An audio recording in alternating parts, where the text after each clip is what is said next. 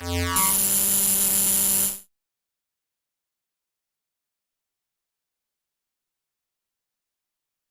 important task to remember every day is to remove and gently shake the metallic silver ink cartridge.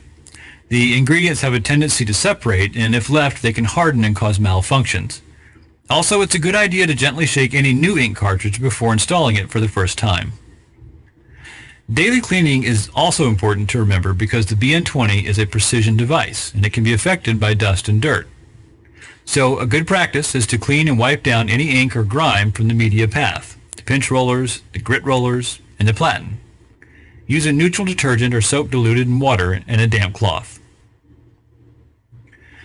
Never oil or lubricate any part of this machine.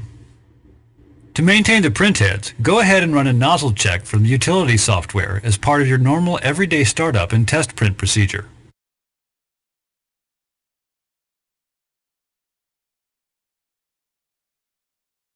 Okay, now there are a couple of periodical cleaning options available right through Roland's utility software.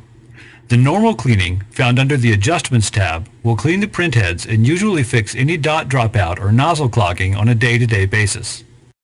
However, if the normal cleaning doesn't fix the clog or dropout after a few repetitions, move your way up to medium cleaning. And again, if it fails to fix the test prints, move to powerful cleaning. Now you might ask, well, why not just start with a powerful cleaning? We've created these steps of cleaning because the more powerful the cleaning, the more ink is used. So you should always try to use normal